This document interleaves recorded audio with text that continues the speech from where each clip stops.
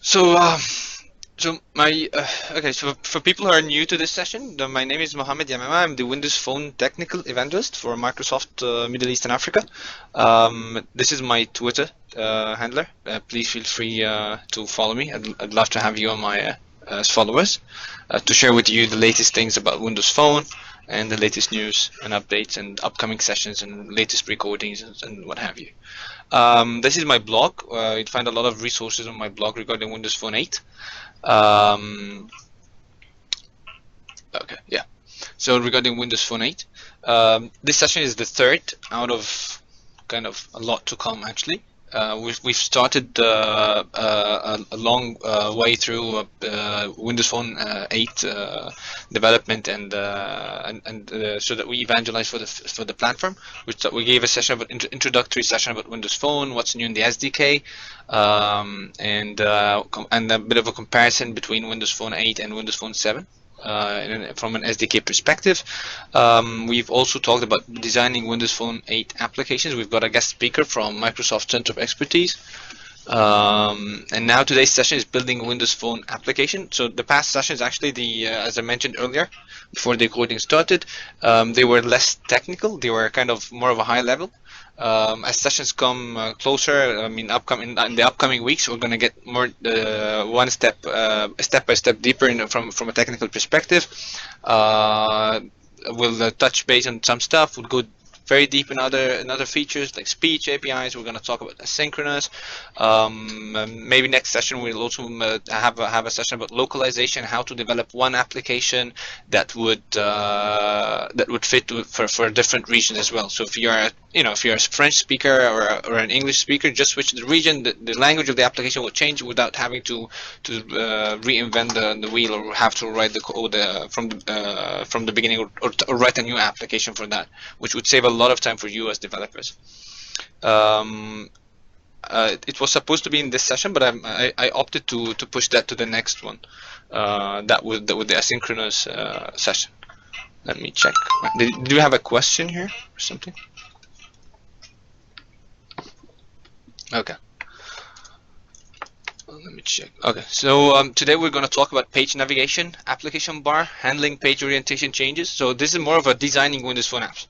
Okay, so we're going to talk about page navigation, application bar, handling page orientation changes, different screen resolutions, localization. We've pushed that to the next session because I want to go that really deep in terms of building an application from A to Z with you and localization. I feel it's going to be really good given the if you're especially if you're targeting other countries or other different speaking language countries other than your own. So if you're from from the Arab world, you may want to have an application that would switch between Arabic, English, and French, for example. Or if you're from Pakistan, like most of you guys, then you may want to have another version of your application to adapt to the English one without rewriting the application for another version of the application. So I think this is a very important topic that I want to cover in more depth, and I think that's why I'm pushing it to the next one. So first of all, we're going to talk about page navigation. So in Windows Phone, if you have a look at the anatomy of the screen display area, we'd find like it's the outer container for everything goes in your application. So for all pages is the frame. There's a frame. The frame is so if you consider your application as a copybook or a book, every book has pages or a copybook has pages inside, and that page is and the cover for that book is the frame. So it's this is how a frame control, it contains the page control and other elements such as system tray and application bar and the content of your page application. So the frame is a top level container control. The phone application frame class contains the page control, system element, system tray, application bar, and the page fills the content region of the frame, contains the title and whatever you would like to add to your page.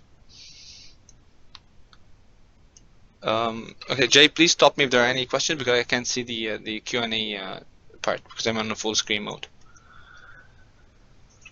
So as for the page navigation, we've got XAML apps on Windows Phone. We use a page-based navigation model similar to web page model. So if you're a web developer, it's very similar to that one.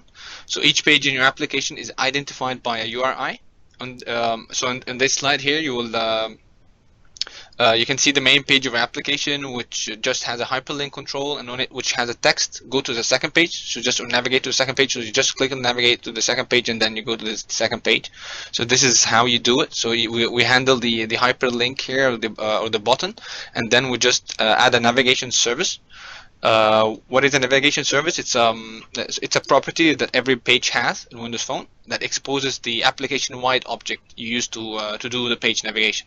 So you call the navigation service .navigate method to go to a different page. You just specify the URI you'd like to have. So which in our case here is the second page, as you can see in the example we've added here, and then you just you specify the URI kind, whether it's relative or absolute or absolute. And the difference between the three kind of URI kinds that we have, the relative means it is the URI is there within the application.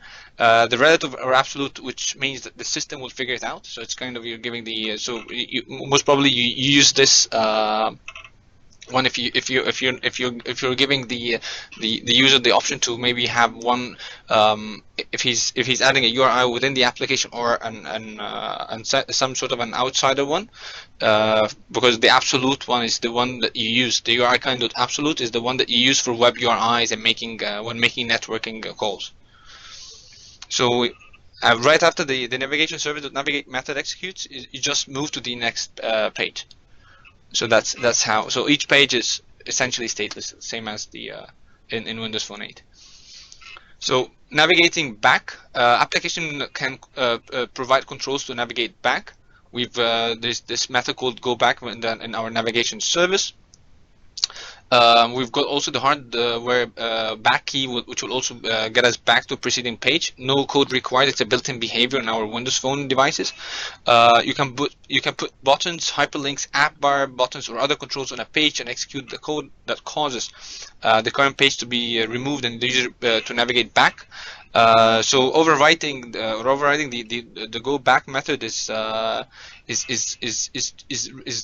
be you can do that. It's an option that you can use, but always have to make sure that whenever you're using it, it gets you back to the previous page.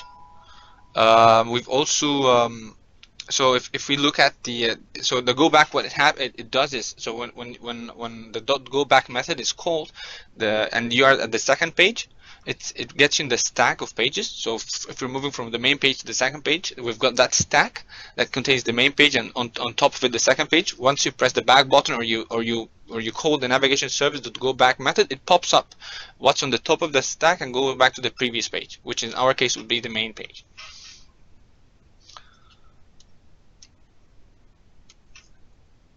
So just as a quick note, when you're navigating back from the launch page of the application, but whether the user is pressing the back key and the application would exit. So just for you to know, for your info, this is the only way an application would exit the Windows Phone. Otherwise, if a back button, if the hardware back key is overridden, so that it does not get you out of the application, you'll fail the certification and process on the Windows Phone Store when you're publishing your application. Otherwise, like if the other stuff can be like if application crashes, or if the user removes the battery or something. This is another thing. When application gets out of you can exit the application that way. So overriding the back key, again, the hard. Do you have a question? Okay, we have a question. Unclear what the difference is relative absolute. Okay, we've got a question. The difference between relative absolute, relative, and absolute. Okay, sure. Let's get back to that one. So if you look here, you know what? Let's take a quick demo actually for that one. Hold on. Hold on a second. Just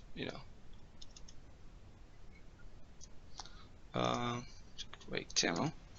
So here's my Visual Studio. As you can see, we can just create a new project. Windows Phone app. I'm selecting the Windows Phone OS 8.0, creating a new project. So we can right click here, add a new item, another XAML page that we can have. We can call it here second page, same one that we have, second page .xaml. I'll press add. Okay, so in our main page we can add a button. We'll go to the toolbox, can just grab a button here, and we can handle this button just double clicking on the button. We'll go to the button click handler. We'll just type navigation service .navigate, okay, and then URI, because as we said, every page is specified by the URI. And then if you can look at the options we've got a URI string, which is string that just identifies the resource to be represented by the system.URI, and the kind of that URI. So in our case here, we can use a second page.xaml, and we've got in the URI kind here, we've got three options: absolute, relative, and relative or absolute. So if you're using absolute, you have to put the full URI for it. So I can just place slash second page, because this is not the full URI. The full URI, it starts with. Can you please put people on mute? Thanks. So the full URI is the one that you have to specify. So for example, if you're using a website, then you have to pull a full URI for that one. If you're using this website or for that one. But since we're navigating through a page within the application, we'll just use the relative. So it's relative within the application. It's a relative URI to the application path. If you are indeterminate, which means that your application is more of a dynamic one, or you don't know what to do, you can just select the relative or absolute, which will also work fine. Just need another one here. So if you just press F5, okay. Well, we haven't got a button actually, which is weird, pretty weird. Where's the button? Oh, main page. That's really weird. Where's the button, guys? Okay, let's grab another one. Control Z. Okay, that's a bit weird actually. Okay. Yeah. Most probably added into the second page. Yeah. So let's just take that code. It's in the main page. Yep. It's in the second page. Yeah, I know. Did that by mistake. And so let's just delete what we've added, or just ignore this from the second page. And in the second page, just for us to notice, we just add here the title. Oh, let me just make this a bit smaller for you guys to see it. Okay, so page name, we can make like second page, just a second word, and that's it. Okay, so we can just build. So on the main page, we've added everything, I guess. Just let's build it. Press F5, and just when you press the button, you went to the second page. Okay, is that clear? Okay, great. Please feel free to stop me if you have any questions. Okay, that was a bit of an easy one. Great. Okay. Oops. I just pressed F5 again.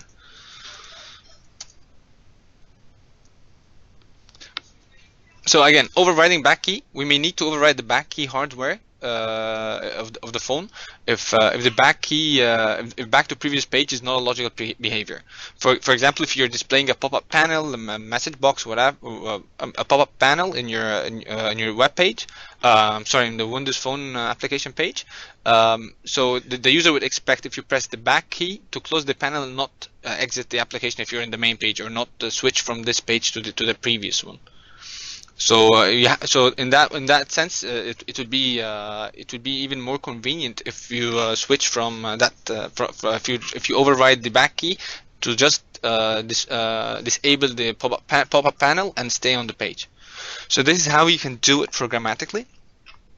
So the way to do this is to hook the page back key press event, which you can do in the XAML of the page. As you can see here, it's just an event handler that you're doing it. So you have an e.cancel. You just turn it's true, so that what means you're telling the system that you've handled the back key press. So so that's the way you're doing it. And then you can afterwards you can hide the pop-up. So this like kind of the code that you would add to hide the pop-up. Okay. So passing data between pages, you can pass data. You can pass string data between pages using query strings. So this is in the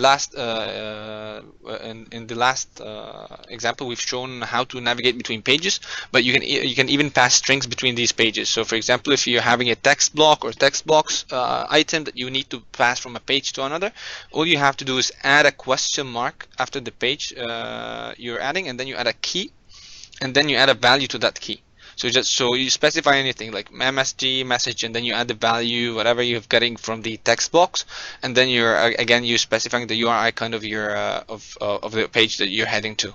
And on destination page, all you have to do is getting a query string value. You're trying to get the value of the message if it exists, and then adding it to the query string value, which is a string that you've specified earlier, and then put that value in another text block in the next page. So that's how you can pass data between pages in Windows Phone. And please let me know if I'm speaking too fast, because I've got that comment before. I'm trying to speak a bit slower. So if I'm speaking a bit fast, you can please ask me to slow down a bit. Okay, yes, be slow.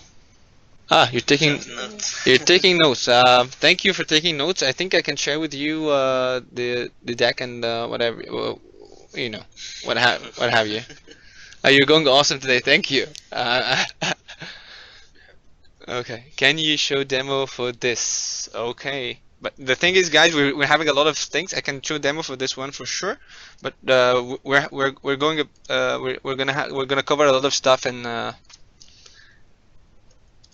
this one. So yes, you can download this presentation. I think I can share it with you. I'll tweet about it after the in this week, and I'll share with you the deck for this session and the last one. Last one I was on vacation, so I did not share the recording for that one, but I have it, and it's being edited. I'll share with you both the recording for this session and the last one on the YouTube channel. So if we'd like to add anything here, if in the main page, you just add a question mark, so we can say like parameter, whatever you would like to add, and then you add equal, and then you can even add, you can type it yourself here, and you can say like Yamama, that's me. So you can add it like that, or you can just grab it from a text block. So just for simplicity and to save time, let it be that way. And here in the on navigated to on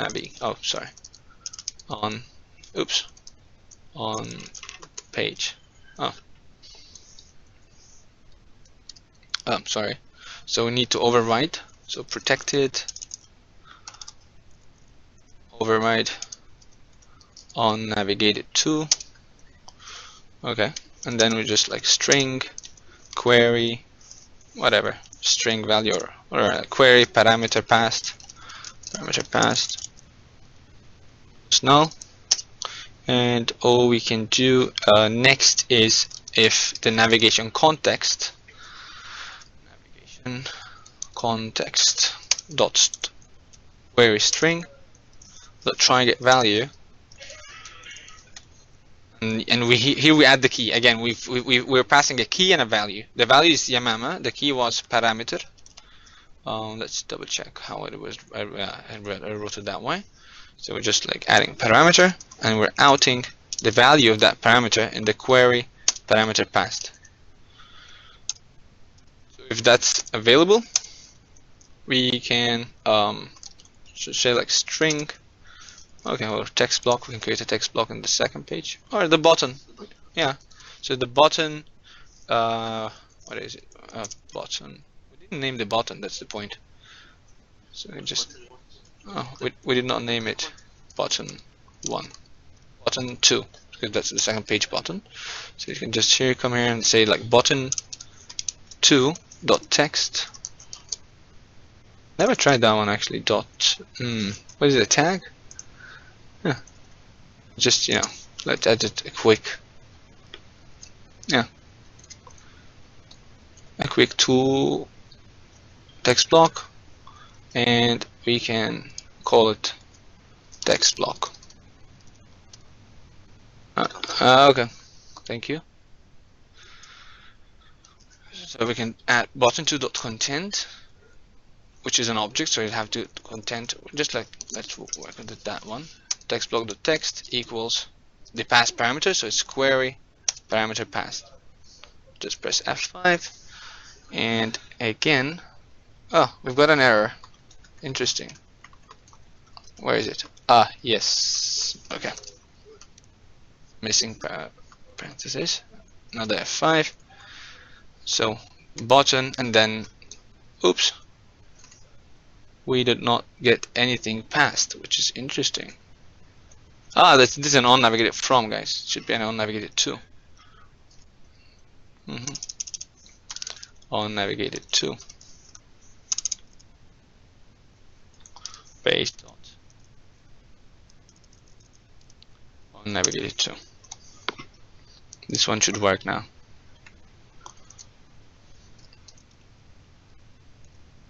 Button, and just ignore the debugging part of it, and just continue. And we've got Yamama here. So this is how we pass parameters. And wow, we're running really out of time here. Gonna be a bit quicker because we've got lots of demos that I would like to share with you. Okay. So let's get back to the deck. I think this one is clear, right? Any questions so far? Okay. And thanks, Ahmed, for helping me out. Ahmed Abdelmagdi is the technical evangelist for Microsoft Egypt. He's sitting next to me and is helping us with the Q&A. So that's how you pass parameters or passing data between pages, string data. So what about passing an object between pages? Often you'll pass a data object from one page to another. You'd like to do that if a user is selecting an item in a list that navigates to a details page. So one solution is to store your view model. Are you familiar with the model view model MVVM pattern? If not, please let me know. Maybe we can have a session on implementing that one. Yes, one no. So if maybe you can take up on the end of the. Okay, another no. I think we've got a lot of no's. Great. I think we'll. Okay. So the MVVM, just for you to the MVVM, we use the model view model it's a pattern that we use. It's a way to separate your data from your user interface. So it allows you as developer to code data models and designers to create the user interface. So you as a developer, you use that for writing your own kind of data model, and the designer to create the user interface. And this is a very common approach if you'd like to develop an application for both Windows Phone and Windows 8. So maybe you can take a session in the upcoming few weeks about MVVM and how to develop an application. We can even make a small application for Windows Phone and Windows 8 if you'd like to. We can do that for sure. So just let's not get too much in detail about that. What I want to show you is that sharing the Windows sharing object between pages. It's not like kind of a straightforward one, but there's a kind of a solution to this. Is using your app class, which is the app.xaml and the app.xaml.c# to define that. Where you specify a global object. So just for you, because I know that we started with a quick demo, let's just get started with actually what we have on our phone application here. So this is the solution that we created. We've got here the properties for the file. We've got the app manifest XML file, which we have, which we used to use for the metadata for your application and set the UI. Especially, this is very useful when publishing your application. So you can just add here the app icon, supported resolutions that you'd like to specify for your application. Would your application support the large tiles? The title of your application, tile images, even the capabilities. We'll talk about capabilities soon. If you're the capabilities is just a quick overview about capabilities. Just as Windows 8, if you're developing on Windows 8, capabilities are just you're specifying for your phone. What are the kind of capabilities that you're using from your phone? So if you're using a microphone, you have to specify that one. If you're using a camera, if you're using location, if you're using maps, all of these stuff is very useful for specifying capabilities. We've got also the requirement. Does the application have a hardware requirement? Does it require an NFC, front camera, rear camera if you're doing some sort of voice over IP? And this is the packaging and how you the supported languages, and we can go into that during the localization part. So again. And then we'll find that the app.xaml. This is this class and the C# file. Everything is put here is kind of global. So if you would like to define a real global variable throughout your application, just defining it here in the app.xaml.c# file will make it visible to all pages within your application. So if you'd like to pass data object.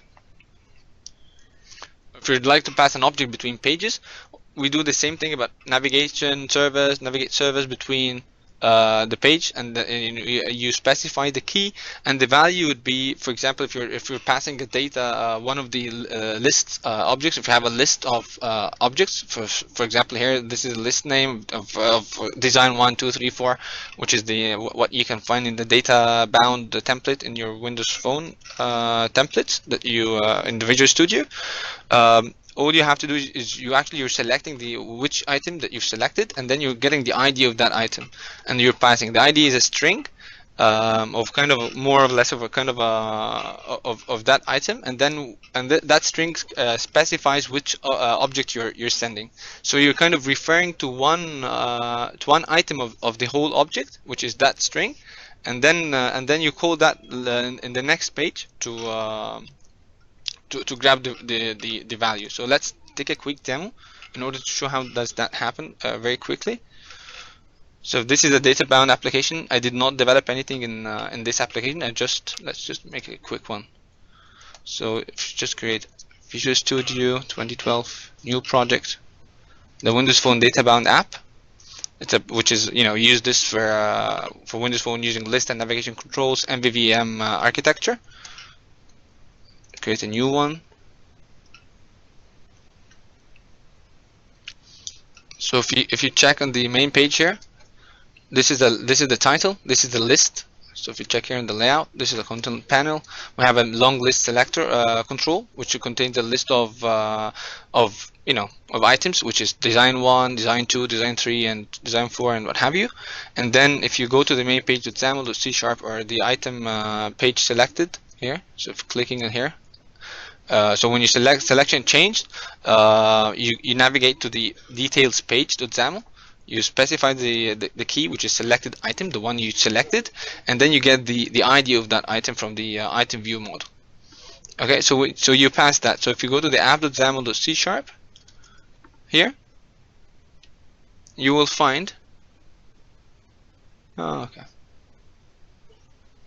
Where is it?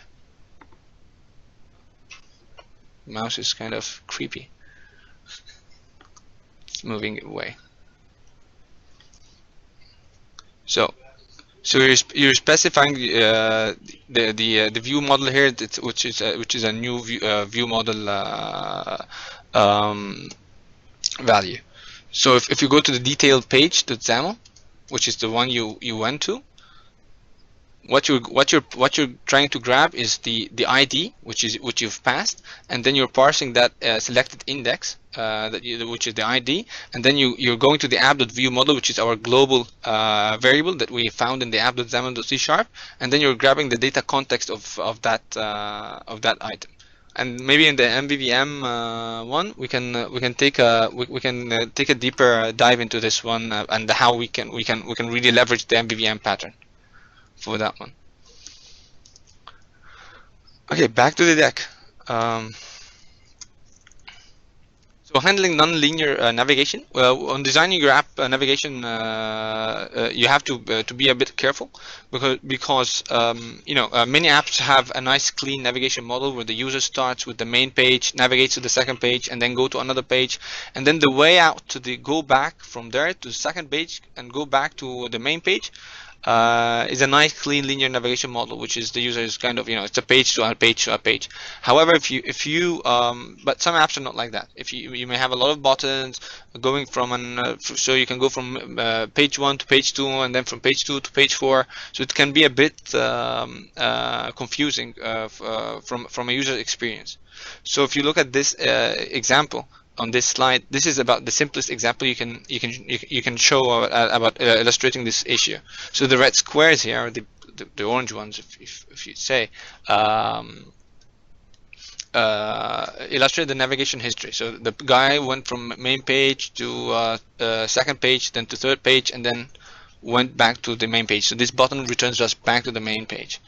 So the problem is, if the user presses the back key from here, from the main page, he will go to this. He will go back to the third page. However, we are on the main page. So what would happen? The navigation stack would simply unwind, and we go back to the second page and press again, and we'll go on the main page. But on the third page, we have a button, and the code for that button causes a direct navigation service to navigate to the main page to XAML. So when that happens, you end up with a history of stack shown down on the slide, which is that one: main page, second page, third page, and then main page again, which would make it a bit confusing. So the best thing to do that is, once you return from the third page to the main page, is just remove the back entry of the stack. So this kind of delists what's on the stack for you. So if you take a look here, for example, if you're navigating from the main page, from the third page to the main page, we're removing the 3 items on the stack. So from the third to the main, we want to remove the main, third, second, and then we are still on the main. So with the next back key button press, we're out of the application. Any questions so far? So good. Okay, good. 25 minutes. Okay. So I think I've shown the page navigation demos already before we reach the demo thing, because we've got some questions. I thought like that would be best to address it. About the application bar. Okay, about the application bar, we've got the system tray and the application bar. System tray is that what you have on top of your Windows Phone, where it contains the displays. It's kind of a strip at the top of the phone where it shows the signal strength, whether it's 3G, you're using 3G, GPRS, a clock, a battery, and so forth. You can make it, if you want your application to use the whole screen without having without having to use the system tray, you can just you can hide this system tray with that one single line of code. About the application bar, what's an application bar? It's an area where application can display buttons for the most common tasks you may use. You can display a pop-up menu for less common tasks as well. And I'll show you how it's really easier on Windows Phone 8 displaying an application bar and really using it with really less coding or XAML usage than in Windows Phone 7.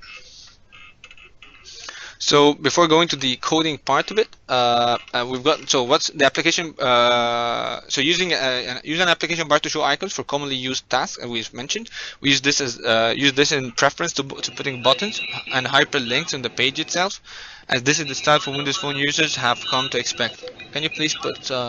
Please, someone should be put on mute. Please. Can you just press mute? Oh. Okay, thank you. So you can have up to 4 buttons plus an optional menu. Please don't fill over 4 slots if not needed. Make your application looks good, looks easy for the eye and so forth. Use a white foreground or transparent background for icons. System will colorize button according to user selected theme, by the way. So it's a good thing to have. So this is how it looks in the XAML code. So if you're familiar with XAML, you just have it like, here's the name of the bottom application. This is an application bar code where we have one icon button and one menu item. Actually 2 item buttons and one menu and 2 menu items. We used to write this a lot in Windows Phone 7, but in Windows Phone 8, actually, or Visual Studio 2012, things have been way easier within the Visual Studio. And we'll talk about this, how can we develop an application bar that easy. Application bar in landscape. In the landscape mode, the application bar is positioned on the left side of the screen. Making a good use of the screen display area, it wouldn't make sense to keep it along the bottom of the screen when the vertical display dimension is so reduced, correct? And it's going to be too big, it's going to take much of your screen size. So the bottom graphic shows the layout of the application bar when the user has swiped the application bar to reveal the menu items. So that's how when you swipe or you press on the 3 dots there or something, this is what you'll have. We've got also a built-in animation when page switches orientation, so that it's a very nice one. It's you know, the button icon slowly rotates to their new orientation. We've got also the opacity for the application bar. So if application bar opacity is less than 1, displayed page will be the size of the screen application bar. So if you can see here, so it overlays the screen content. If it is 1, so it's resized to the area. So if you look here, so this is less than 1. If it's 1, displayed page is resized to the area on the screen not covered by the application bar. So application bar design in Blend, now in Visual Studio 2. So this is a very good feature that we're having in Visual Studio. If you don't like to use Blend a lot, or if you're not a designer by default, so you can definitely use that in Visual Studio. So let's quickly show how we can develop a quick application or a quick application bar. So if we create a new project, Windows Phone app, just okay. Selecting the target to be 8.8.0. All we have to do here is just selecting inside the page, and you'll find the properties. It's still creating the project. Creating. Okay. In the properties here, if you just scroll down, you'll find the application bar. You can just press new application bar, and you'll find that there's an application bar that was created here in the XAML code. So just like Control Z for you to see it. So there's nothing here. If I press new, the code is added automatically. And then I will go to the buttons. Now I will edit the collection item. I would like to add an application bar icon button. There's also the list of the icons that we can use. So for example, let's add what can we add here? Ahmed, what do you think? Maybe I don't know. Maybe launching something. Maybe sending an email or something. Whatever we can have. We can add a text. We can like email. Just press OK, and boom! Look at here. We've got the icon of the email. Nicely done. Very okay. It's a very cool feature, as Arslan said. Yes, I love it. It makes it very easy for us to work on it. What about the menu items? Just if you scroll a bit more down, press on the menu. You can just add another menu item. Like I don't know, go back or what have you. Then you press OK. And then you'll have another menu item. So if you just press F5 now, look what would happen. And you just press here. We've got the go back, the email icon we've created. We just created in less than half a minute, I guess. Very easy to do. And let me show you the animation that we've mentioned before. We just scroll here. Oh, it's not. Okay, it's not. It's not moving because we are in the landscape mode. I'm sorry, we're in the portrait mode. So if we go to the supported orientation here, so let's stop debugging, and you hear supported orientations. Instead of portrait, we can say like portrait or landscape, and then press F5 again. you'll find when you switch here from the landscape from that button, the icon was rotating in a very nice way. Look, I love that really. It's very sleek. Something I really like about Windows Phone, the design. It's the the eye to the small detail. So and of course you can add a handler. You can go to the no. So this the go back item. You can just add a click handler or something, and then you can do whatever you want. And again the same for the email. You can add a click handler as well. But I don't think we need to do this. So you can put a navigation. You can create something else. It depends on what you really want to do with your application. So that was how we can quickly design an application bar in Windows Phone 8 using Visual Studio without having to switch to the expression blend. And handling orientation changes. I think we've kind of covered that, but we can talk a bit more about the UI design.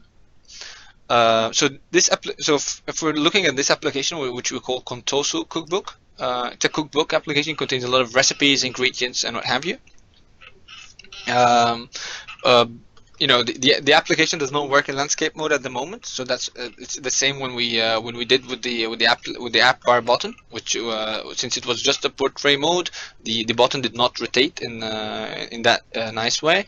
So that this example we're having, it's just in a portrait mode. So just for you to know, not all applications need to have both orientation. Depends on your application logic, what you would like to see in your application. Okay. So this is the view designer in a portrait. That's what we've just mentioned. When you change between portrait or landscape from here, you can change even. That's when that's the supported orientation. You can even check that on the designer in your Visual Studio. So if you just go to your Visual Studio, and here, and you can just like here, device design or okay. In the quick launch, just press device, and you can change the orientation of your designer so that you see how the application will look in the designer. You can change the theme. You can do a lot of really great stuff within your designer without having to run the emulator even. Show Chrome, remove Chrome, display it or hide it. So oops. Okay. So it's something that is that we're having it's a new tab we're having in the Visual Studio 2012 that we did not used to have in 2010 in the VS 2010. Okay. So moving on, again, this is how we changed the orientations, moving from portrait to portrait or landscape. You can even just specify it to be a landscape only if you'd like, if you think that would fit most with your application. So it depends on how you think would be best for your application. Your application can even bind an event which is fired when the application orientation changes.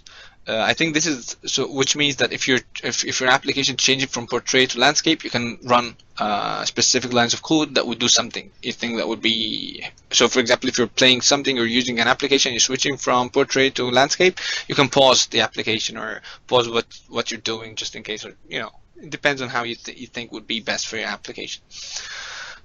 So from a design perspective, if that's the portrait, we've got like this example about the Contoso cookbook.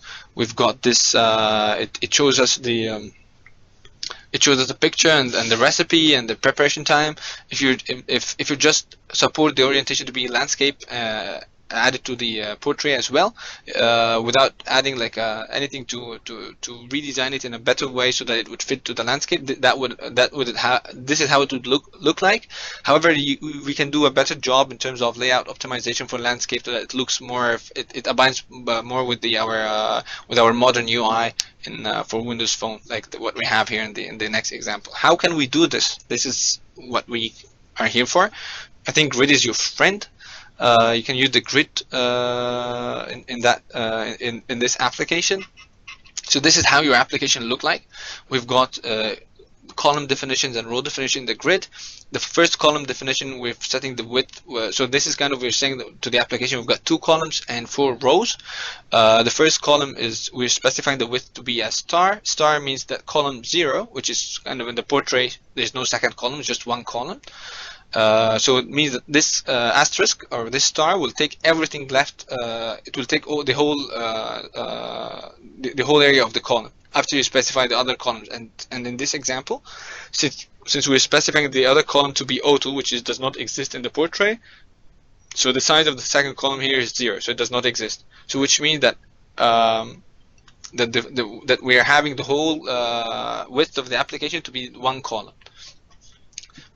Moving to the rows, we've set 4 row for the row 0. We've defined the row definition to be of height auto, which means here that the auto means that we it fits to the auto here means that it fits to the size of the control. So if we grow this a bit bigger, it will the row will fit to, it will automatically fit to what's in here. The second row, which contains the picture and the recipe detail, we've set the height to be 240, so that's not going to change. And then we've said that the third row will give it an asterisk, and the fourth row will give it an auto. And again, the auto, as we've mentioned earlier, it fits the size of the control here, which is the text block written prep time is 70. And this asterisk or this star means that it will take the rest of what's left in the design after you specify everything else. So far so good, or we have any questions? Okay, good. Code we have defined. Yeah, in code. I mean, that's okay. That's what you do in XAML. You can do the same. You can do this through code as well. So you can subscribe to orientation changed event, and then when the orientation changes, you can move the scroll viewer, for example, from one cell to another. So we've got here a scroll viewer here, which is, if you take a look in the portrait mode, the scroll is at column 0 and row 2. So which is row 2 and column 0, and then if it's a landscape mode, we've set it to row 1 and column 1 here. If you take a look in the landscape, whether it's right landscape or left landscape, it's in row 1 and column 1, because this is column 0. So this is how easy it is to move the elements in. In the code we have defined 1 column, but then in the landscape it automatically sets to 2 columns. In the code, we've defined 1 column. يعني في الصورة 1 column بعد كده قلب 2. I'm sorry, where is that?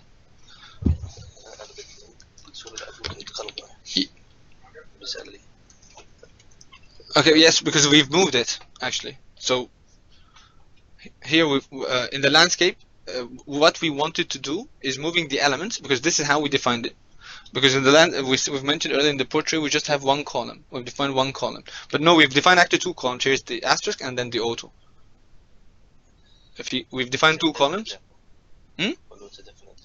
Yeah, so it's actually it's moving from portrait to landscape. So the landscape is how we'd like to move from portrait. So in the portrait, actually having this second column would not be that much of a value for you, because it's not used in the portrait. But it is defined. But since it's a portrait, you don't see it. But we defined it generally in the code. So when you move to the landscape, you take what's in here and then the second row and set it to the automatic, and the rest will be in the first column, depending on the size of the picture and the content in there. Was that clear, or did I answer your question?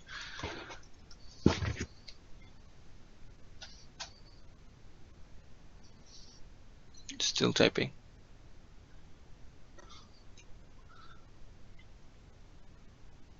We have okay, that's someone else answering, or that's the same person? That's the same person. We have explicitly written code for second columns. Yes, we did, but in the portrait you did not see the impact, because the second column is unused. So you can remove this, but because we want to support both landscape and portrait, that's why you will only see the impact in the landscape mode or the landscape layout. Okay, let's run the demo of it. Actually, no problem with that. just give me a second. Orientation. So this is actually the full solution for that one. Oh.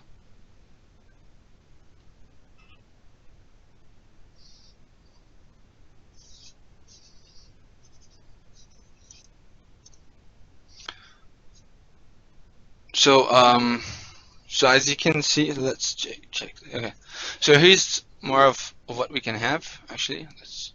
I hope you're not hungry. I think there's someone. Okay, so if you take a look in here, so here we've got two columns, or just one column is displayed because we are in the portrait mode. But if we're switching to the landscape mode, we've got two columns. One here fitting the picture, and the other one fitting the content, which is the O2.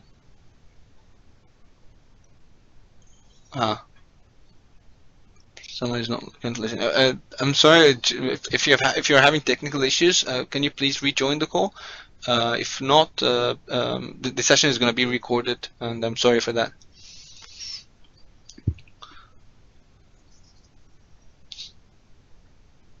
So is that possible for you? I mean, did you get it that way? So when we're switching, we're having here a row, but I think that the slide deck shows it in a better way.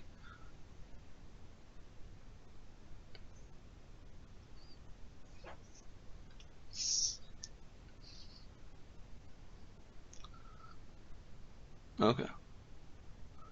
Well, I'll share with you the link about the recording of the session after the call, and at the end of the session.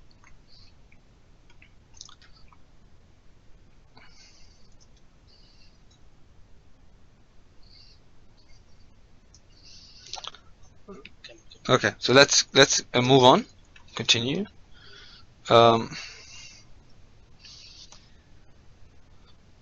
Okay, so supporting multiple screen resolutions. In Windows Phone 7, we just had one resolution. In Windows Phone 8, we've got now we've got 3 screen resolutions. We touched on this in the introductory session. We have 2 new high-res devices, which is the WXGA and the 720p, which are really great devices. So the question is, do I have to implement something for each and everything? Do I have to do 3 different UIs whenever I'm developing an application? No, because we're working with something called DIP, or device independent pixels, which means that the operating system or the Windows Phone it's kind of scaling the resolution on your behalf. You don't have to do this. So this is the data. If you need to I don't think we should go that deep into that one, but just to show you how the different resolution aspect ratios between different devices that are currently available for Windows Phone 8, and the scaling factor between between the 3 of them. So here's that's the kind of the WVGA, the old one. Now these are the WXGA and the 720p. These are the 2 new ones. The 3 have the same kind of the 480 width, but the 720p is definitely the one with the largest screen display. And just for a quick to ensure a good layout, just to get a quick summary about the O2 and the asterisk on grid rows. When we're setting the grid row height to O2, it means that we're sizing according to the control placed within. So if we're having a text block or a text box of height, I don't know, 20, that means that this row's height is 20, because we've set that row's height to O2. So it automatically fits to the size of that control placed in it. And if we're setting the grid row height to asterisk or to star, we're taking all the rest of the space after we've used the rest. So in this example, we've got 240, we've got O2, and then we've got in the second row an asterisk. So we'll reserve as 240 for the first row, and the third one will automatically fit to the controls, and then the rest will be fitting in the asterisk. I hope this one is kind of summarizes the whole thing about the difference between the O2 and the asterisk and specifying a number. And if you're using multiple rows, using more than an asterisk, the space is going to be divided evenly between them. Okay, So adaptive. So in that quick example, so if this is a WVGA and this is 720p with this is have a longer or a taller display. So if you or over a longer height. So this one. So if we took a look at the height here, we've mentioned the first row of height to be 240, which is the picture. So the picture, wherever you're specifying with whatever application you want, with whatever display, it's going to be the same size. And then we've specified the second row to be asterisk, so which means that the direction row here it's gonna take whatever is left in the display, and then the last one is auto, so it's gonna stick to the control sides, which is the text blocks in here, and then the rest, which is the asterisk, would get the rest in that. So that's why you'll find here more content in terms of lines of more sentences than that one, because it's the asterisk here is getting more of the display. Images, in most cases you should supply images targeting the WXGA 1280x768 screen. They are very high quality. They will automatically scale down on the WVGA phones, still look great in the 720. If you want to include, you can include images at each of the 3 resolutions in your project if you're kind of a picture perfect kind of a developer, but you'd have to add this WVGA or WXGA and kind of like this example, and then at runtime you can use the scale factor to determine the resolution of the screen of the phone you're currently using, and then it will return 100 for the WVGA, 160 for the WXGA, and 150 for the 720 pixel, and then you can write the code to load the image at runtime appropriately as per device. Same as for splash screens. You may not need a splash screen anymore. I don't think you need splash screen anymore in your Windows Phone devices. You can still show that, but you'll have to code to make sure it shows, because the app the uploading is very fast now. So adding a splash screen to a project suitable for all resolution, you can just again stick to the WXGA if you don't want to supply a lot of artwork, unless again if you're kind of a pixel perfect, you want a pixel perfect splash screen, then you can add these each and every one, and then load them accordingly, and then you must then include the default splash screen image .jpeg file as well. You might need it when you're publishing your app. You need to supply screenshots when publishing your app, but you don't have to supply a splash screen anymore if you don't want. But publishing your app, you have to take a screenshot with different resolutions if you'd like to support different resolutions, unless you don't want to. Okay. App icons and tiles. You must supply app icon and tile images sized for WXGA. You may just use that one, and then things again will the framework again will automatically scale to the correct sizes for WVGA and 720p. I published an application in a couple of weeks back, and I just tried the WXGA and it just worked fine. So I don't think you'll have any problems with that. Just to give a quick overview of what controls we have, we've got the Windows Phone Toolkit. You can have access to that if going to phone.codeplex.com. Phone.codeplex.com. It's a free. The Windows Phone SDK contains a very rich set of controls. Pretty much all of the basic controls you would want to use: button, text box, text blocks, list boxes, etc. But there are also people from the product group from Microsoft who developed these controls for you, out of creativity and what have you. They added like these new set of controls that you may want to use in your application. They are open source. They're free for you to use. They've got a lot of really great things. They refresh every 3 months or so with new bug fixes and new controls whenever available. So you can just get the source code, including the sample application if you want.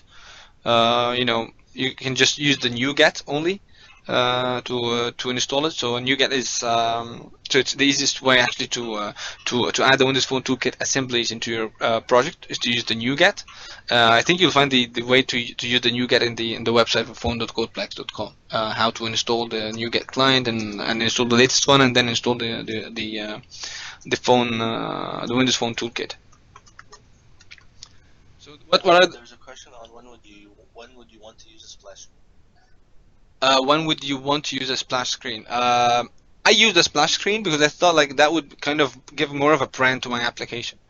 But if your application is going to take maybe some time to load, I don't know, then maybe you can use a splash screen too. So, but but for me, like last application I published, I just used a splash screen for kind of a branding to the application, making it looks like kind of a nicer one. But if you just try to develop an application with adding a splash screen, it will just run naturally. You won't feel like it's even loading, unless it's kind of a big application or it's gathering a lot of data from somewhere. Okay. So we use the NuGet to add libraries such as the Windows Phone Toolkit to projects. What are the kind of controls in the Windows Phone Toolkit we've got the context menu.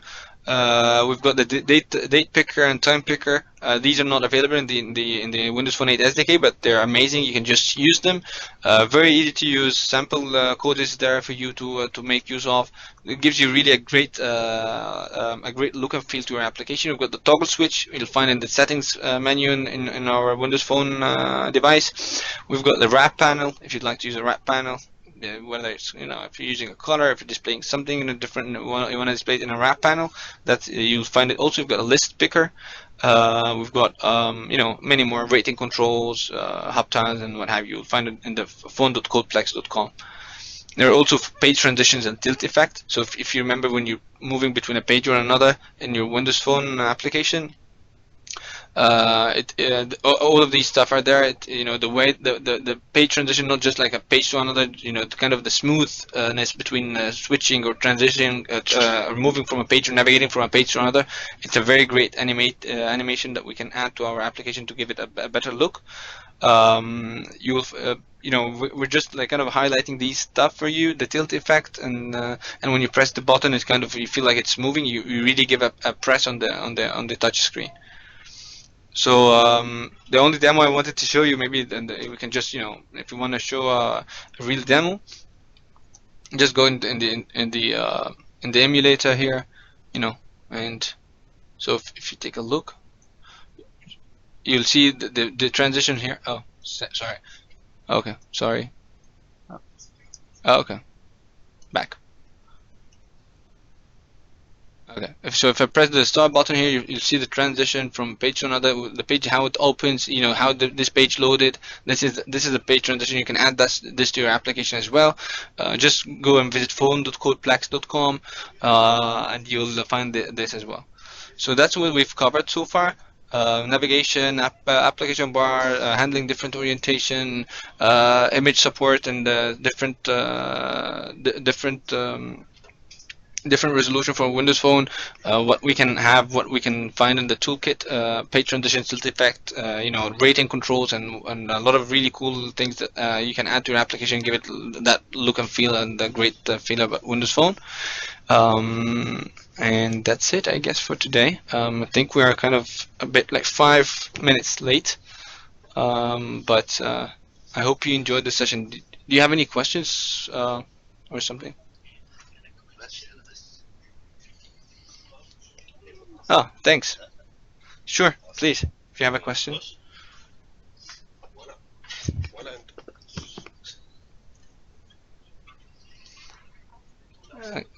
Okay, I have a question. I'm waiting for the question, Arslan. Thanks, Danielle, for the... I'm really happy that you enjoyed the session. Okay, on the default behavior on the keyboard open. What's the default behavior on the keyboard open? I'm not sure. I get that question.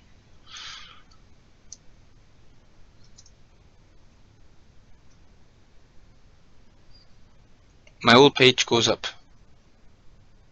Yes, the recording will be shared, Dina. The recording will be shared. Let me share with you again the link to the YouTube channel we are sharing the links on it.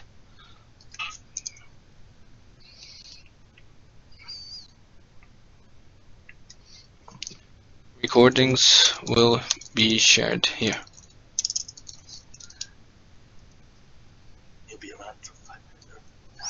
Okay, let's stop the recording and let's take some questions if you want.